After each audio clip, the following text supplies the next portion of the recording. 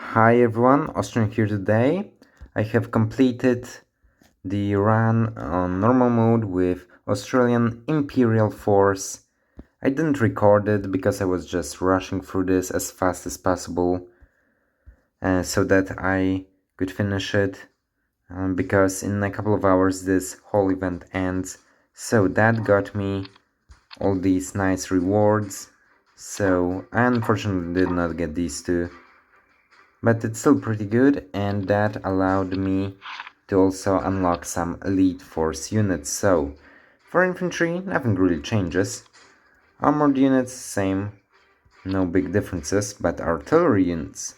Now we've got the Topol M, unlock, HIMARS, unlock. From Navy we have the Bismarck, unlock, and Air Force Apache, unlock. 4 unlocks in one video. Then we'll try testing all of them out. So let's start with the Topol M. Well, basically the nuke sub, but for land units. Really powerful.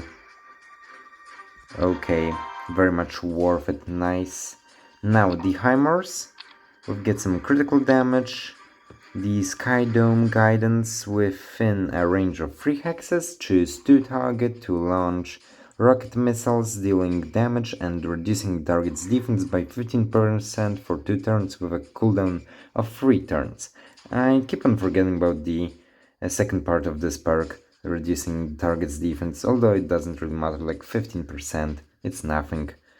Unless it's like a King Tiger or something, then it might make a difference. And the Destructive Strike. If the target's HP is not lower than 100%, so basically it's equal to 100%, this attack will be a guaranteed critical attack. Okay, pretty nice, let's unlock it. Cool, now we'll head over to the Navy tab, the Bismarck. Unlike all the other battleships in here, which have the Naval Artillery perk, plus 100% damage to stronghold units and minus 50% damage to land units, Bismarck does not have it, it only has air defenses. But it has some other perks as well that are unique to the Bismarck, like broadside volley. Attacks are guaranteed to be critical and increases 30% critical attack damage, lasts for 1 turn with a cooldown of 2 turns. Pretty nice, pretty much a guaranteed critical attack. Okay, and extra damage, that's really nice. And now we've got the Solidarity Surge. If there are no allied naval units within 3 tiles, this unit's attack increases by 30%, but the damage receives also increases by 30%. Okay, the damage received, I guess, also increased by 30%.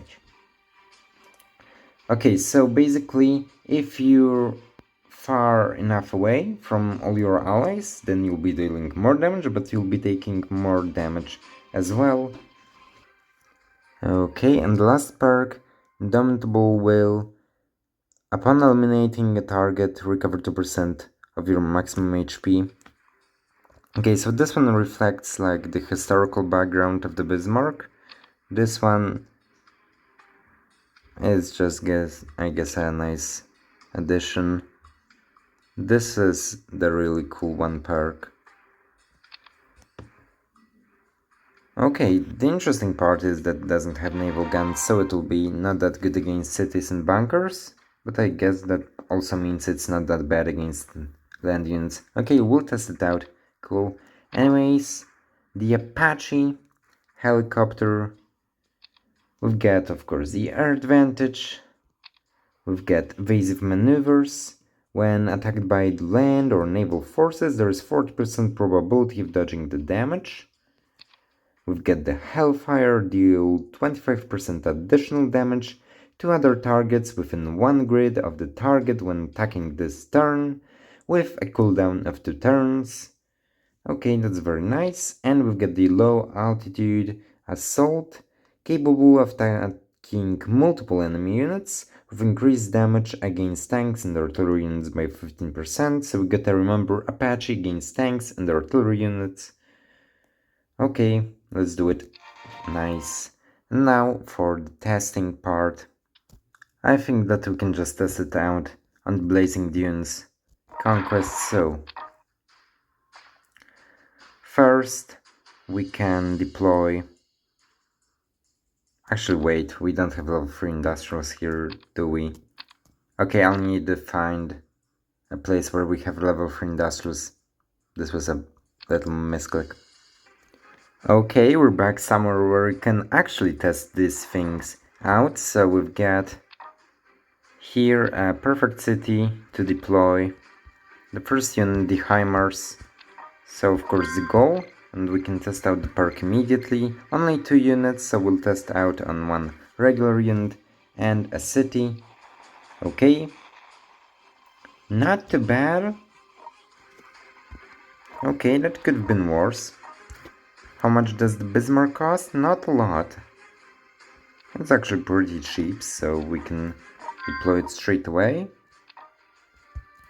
Let's maybe secure ourselves a bit here. And we'll test them out in just a moment. Again, okay. I don't care about the storyline. I'm here just for the tests. 170. Okay, that's not too bad. Let's test out the Bismarck first. Without being 3 or more tiles away from friendly units on an enemy naval unit. Or actually maybe let's start with the city. Okay, so yeah, as you can see, 200 damage to a city isn't a lot for a naval unit. But the damage to the unit, 112, is actually pretty good. Here we've got some HIMARS as well, but those are level 5. Actually, let's test them out as well. Let's see how good this can be on level 5. Yeah, that's pretty good considering that this is Bradley, who's not as strong as the goal. Okay, one more round of testing. Come on. Okay, let's get a hit over here. 214. Now we can move away from our allies. Is it from all allies or is it only naval allies? Only naval, so this should trigger. Yeah, we did take 54 damage, but we dealt almost 200 damage to this Richelieu. That's pretty good. Now let's test out the other 2 units, so a quick restart. And we should be able to get the Apache down immediately. The Apache with Arnold. Let's see, first its survivability, because it has 40% chance to dodge the damage, so it shouldn't take that much damage. Yeah, it's fine. It's doing alright. So now we'll move it out here, activate the perk, and this is absolute garbage. What was that? 95 damage and like 30 damage to other units. That was absolute garbage. I'll give you one more chance, okay? I'll give you, buddy, one more chance to redeem yourself. Okay, maybe you just want to hit a regular unit like here, okay? 119. Considering that this is level 1, it's not horrible, but it's far from good. Of course, its main advantage is its survivability, not its damage, but still that's kind of terrible. Can we test out the Topol immediately, or do we have to restart? I guess we'll have to restart. So now for the Topol artillery section, and actually Arnold will be better than an artillery general here, because this is a missile launcher.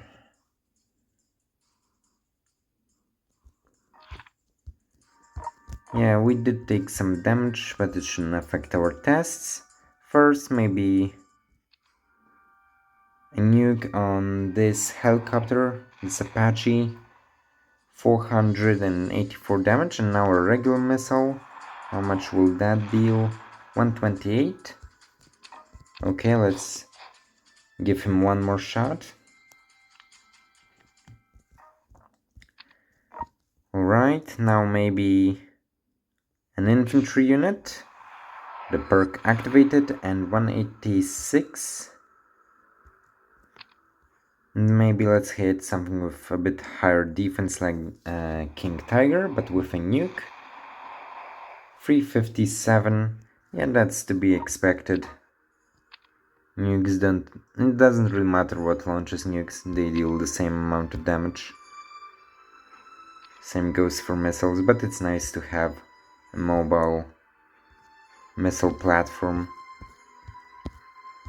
Okay, I guess that's it for today. Yeah, those are very nice upgrades, although I'm looking forward to those units being level 5, not level 1, because, well, really there aren't too many good units on level 1. Maybe the Delta Force can be pretty good, although I don't know about it just yet. The Hive might be good, the Leopard.